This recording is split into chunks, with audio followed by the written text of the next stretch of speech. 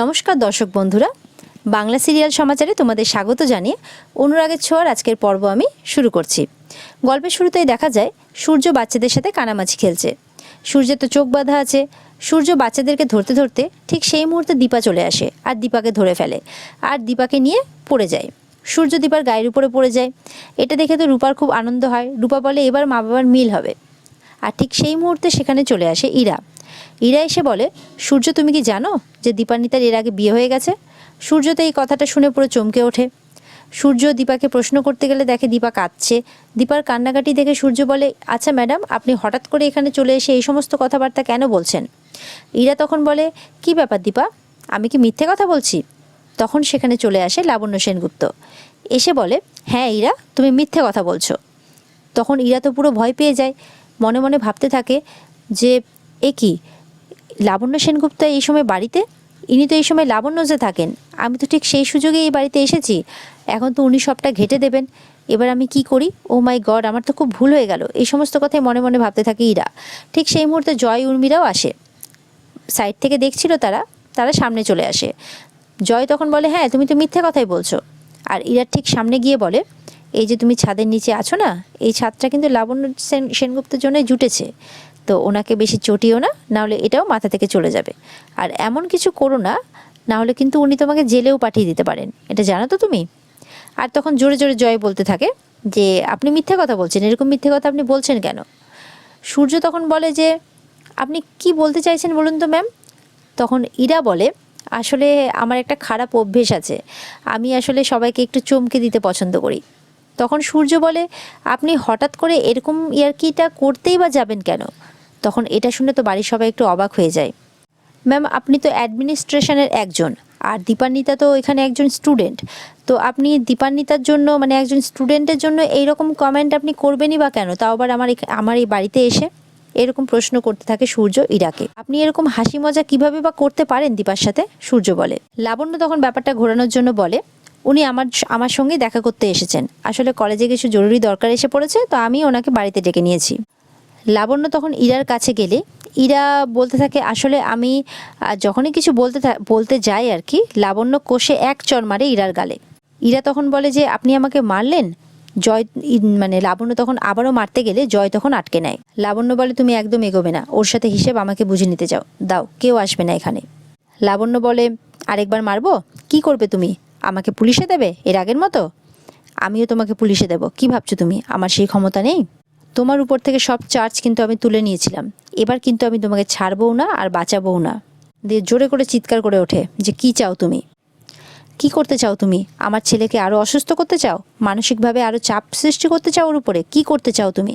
কি হলো, চুপ করে দাঁড়িয়ে আছো কেন? শেষ করতে চাও আমার ছেলের জীবন? Why are you doing this? এইভাবে চিৎকার করে ওঠে লাবণ্য সেনগুপ্ত। ইরা তো খুব ভয় পেয়ে যায়। এরপরে ইরাকে চেপে ধরে লাবণ্য জিজ্ঞাসা করতে থাকে, কি করতে চাও তুমি? বলো বলো, কি করতে চাও? দীপা তখন লাবণ্য সেনগুপ্তকে থামায়। দীপা তখন লাবণ্যকে শান্ত করতে থাকে, মা আপনি শান্ত হন প্লিজ। লাবণ্য সেনগুপ্ত সূর্যকে আগেই বুঝিয়ে ভেতরে পাঠিয়ে দিয়েছেন, তাই সূর্য এই ব্যাপারগুলো কিছুই দেখতে পায় না। এদিকে দীপাও প্রশ্ন করতে থাকে, কেন তুমি এই সমস্ত কিছু করলে বলো? কেন তুমি এখানে এসে বললে এরকম কথা? ইরাকে প্রশ্ন করতে থাকে দীপা। ইরা বলে, কি করব বলুন? সূর্যকে তো সুস্থ হতে হবে। এইভাবে আমার চোখের সামনে ভালোবাসার ফুল ফুটছে, আর আমি সেটা দেখে বসে থাকবো দর্শক হয়ে? দীপা তখন চিৎকার করে বলে ওঠে, একদম বেশি নাটক করবে না। আমরা তোমার এই কথাবার্তা কিছুই বিশ্বাস করি না। জয় বলে, ভালোবাসার ফুল ফুটছে নাকি? এই ফুল অনেক আগেই ফুটে গেছে ইরা। তুমি মাঝখান থেকে মধু খেতে ঢুকো না, তোমার সর্বস্ব চলে যাবে। ইরা বলে, আমি তোমার দাদার লিগ্যাল ওয়াইফ। আর এই দীপা তো এই বয়সে সূর্যের কাছে থাকার জন্য ডাক্তারি পড়া শুরু করেছে। দীপা বলে, আমি অন্তত ওনাকে ওষুধ খাইয়ে আধো অজ্ঞান করে ছবি তোলার চেষ্টা করিনি ইরা। ইরা চুপ করে যায়। লাবণ্য তখন বলে, কি এসব কি শুনছি আমি? উর্মি তখন বলে, আপনি ইরাকে জিজ্ঞাসা করুন দাদাই আর দাদাইকে কিভাবে অজ্ঞান করে রেখেছিল ইরা। সেখানে দিদি আর জয় গিয়ে দাদাইকে নিয়ে আসে। লাবণ্য তখন খুব রেগে যায়, বলে হাউ ডেয়ার ইউ বলে আবার ইরাকে মারতে যায়।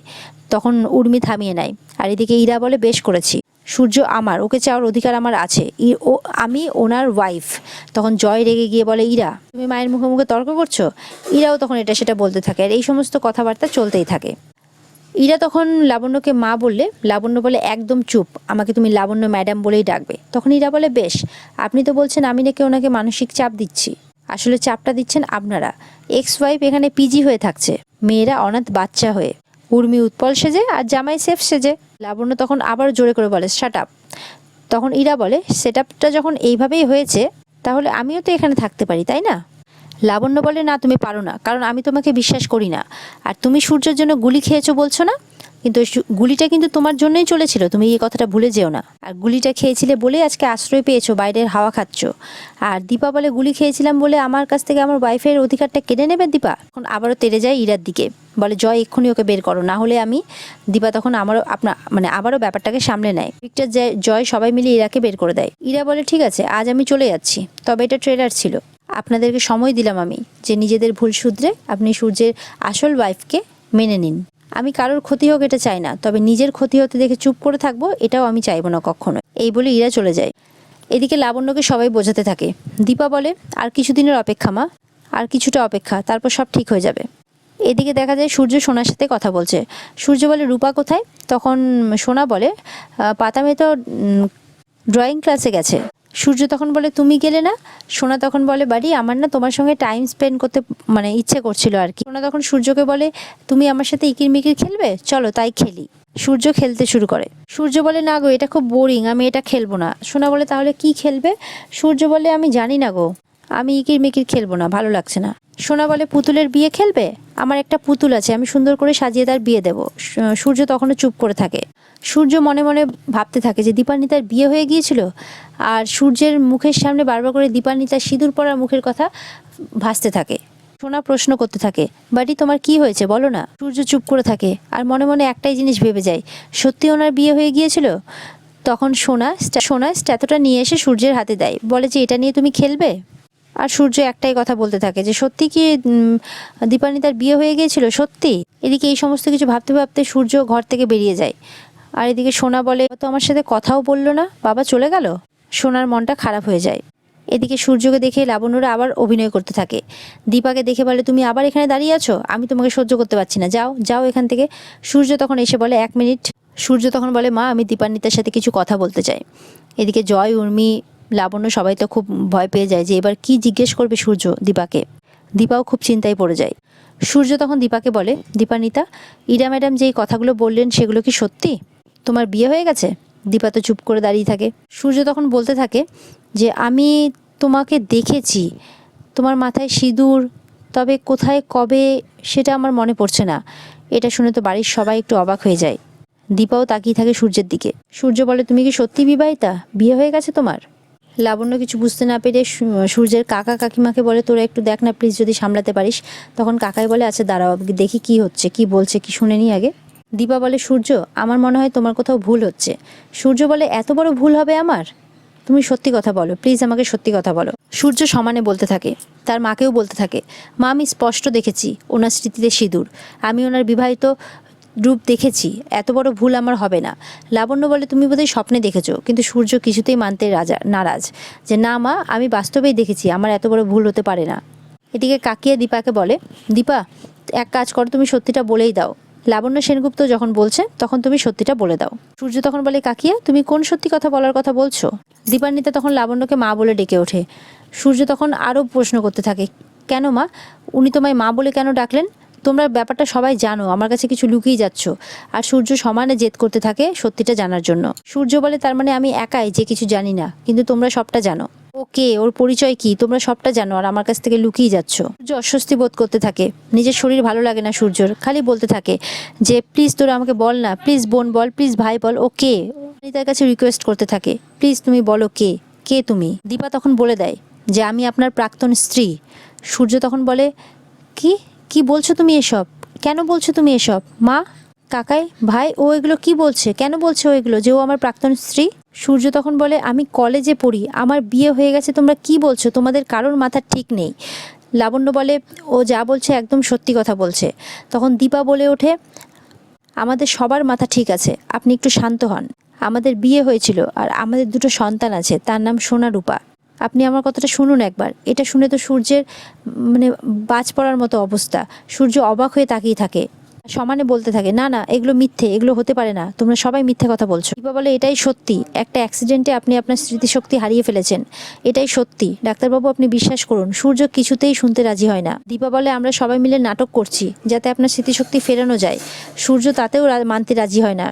সূর্যের একটা অস্বস্তি বোধ হতে থাকে। সূর্য সমানে বলতে থাকে, এগুলো কিচ্ছু হয়নি, তোমরা সব মিথ্যে কথা বলছো। দীপা সমানে বলতে থাকে, আমাদের বিয়ে হয়েছে, আমাদের সন্তান আছে, আপনি মনে করার চেষ্টা করুন, আপনি একজন বড় ডাক্তার। সূর্য বলে, না না, আমি কি করে ডাক্তার হতে পারি, আমি তো কলেজ স্টুডেন্ট।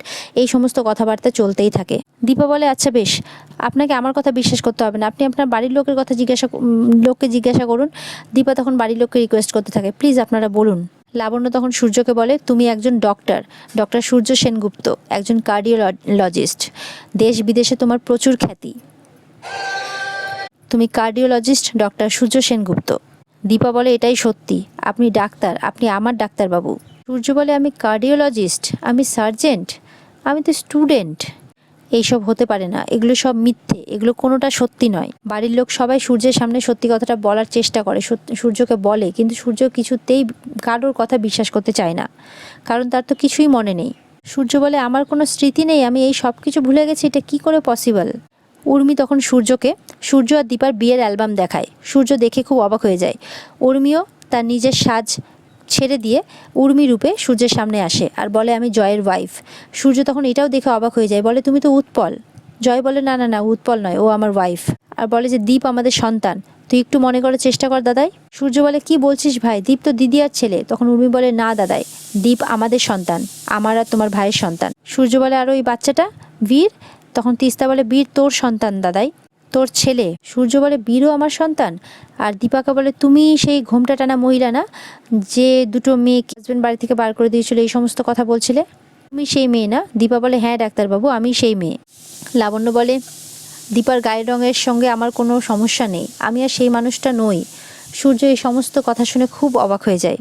ইরা আবারও সূর্যের সামনে চলে আসে, বলে, ভুল, এরা সবাই তোমাকে ভুল বোঝাচ্ছে, দীপার সঙ্গে তোমার ডিভোর্স হয়ে গেছে, আর আমি তোমার বিয়ে করার বউ। সূর্য আরও অবাক হয়ে যায়। লাবণ্য তখন আবারও ইরাকে বের করে দিতে চায়। ইরা বলে, আমি যে সত্যি কথা বলছি সেটার প্রমাণ আমি নিয়ে এসেছি। ইরা তখন সূর্যের সাথে ইরার ছবিগুলো সূর্যকে দেখাতে থাকে। লাবণ্য তখন সব ছবি ছিঁড়ে ফেলে দেয়। সূর্য বলে, মা কি হচ্ছে এসব? দীপানিতা বলছে ও নাকি আমার স্ত্রী, ইরা ম্যাডাম বলছে উনি নাকি আমার স্ত্রী, এসব কি হচ্ছে মা? সূর্য বলে, এসব কেন করছো তোমরা আমার সাথে, এসব গল্প মনে হচ্ছে আমার সাথে, কেন করছো? সূর্যকে কেউ বোঝাতে পারছে না, সূর্যকে সামলানো যাচ্ছে না, সূর্যের অবস্থা খুব খারাপ হচ্ছে আস্তে আস্তে। সূর্য বলে, এসব কেন করছো? সবাই সমানে সূর্যকে বোঝাতে থাকে। জয়রা বলতে থাকে, মোহনপুরে তোর অ্যাক্সিডেন্ট হয়েছিল দাদাই, ওখান থেকেই বৌদিদি তোকে উদ্ধার করে নিয়ে আসে দিয়ে, কিন্তু সূর্য কিছুতেই সেগুলো বিশ্বাস করতে চায় না। আর ইরা তখন বলে বসে, আমি যে ওর জন্য, মানে আমি যে গুলি খেলাম সূর্যের জন্য, তাহলে সেটা। সূর্য বলে, এগুলো সব মিথ্যে, আমি এখানে থাকবো না। আর অ্যালবামটা ছুঁড়ে ফেলে দেয় আর ঘরের ভিতর চলে যায়। সবাই তখন ঘরের ভিতর দৌড়ে চলে যায়। ইরাও যেতে থাকলে লাবণ্য আটকে দেয় যে, এই খবরদার যাবে না। এই সমস্ত কিছু করতে করতে সূর্য দোতলার উপরে চলে যায়। তখনও দীপার সাথে বলতে থাকে, একদম তুমি আমার কাছে আসবে না, আমাকে ছোঁয়ার চেষ্টা করবে না। দীপা খুব বোঝানোর চেষ্টা করে, নিচ থেকে বাড়ির লোকজনও খুব বোঝানোর চেষ্টা করে, কিন্তু সূর্য কিছুতেই শোনে না। আর এর মাঝে সূর্য হঠাৎ করে পা পিছলে ওপর থেকে নিচে পড়ে যায়। তখন সবাই খুব অবাক হয়ে যায়, সবাই চিৎকার করে ওঠে সূর্য বলে। আর এখানে আজকের পর্ব শেষ হয়ে যায়। তো বন্ধুরা, এবার কি কি হবে সূর্যের সাথে? সূর্যের কি মনে পড়ে যাবে সব কিছু? সূর্যের কি স্মৃতি ফিরে আসবে, নাকি তার জীবনে আবার জীবন মরণ সমস্যা নেমে আসবে? কি হতে চলেছে আগামী পর্বে? চলো অপেক্ষা করো, ততক্ষণ পর্যন্ত ভালো থেকো তোমরা। টাটা।